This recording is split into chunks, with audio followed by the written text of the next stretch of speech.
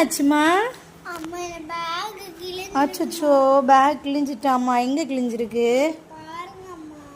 நல்லா கிழிஞ்சிருக்கா அம்மா?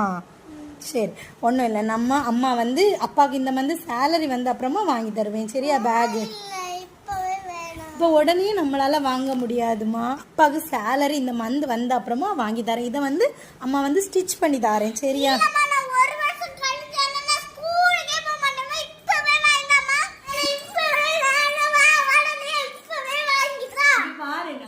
உடனே ரூபாய் கிடையாது, சரியாமா?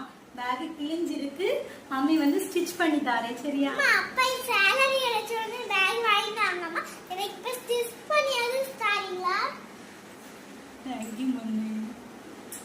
பிள்ளைங்க என்ன கேட்டாலும் உடனே வாங்கி கொடுக்காதீங்க.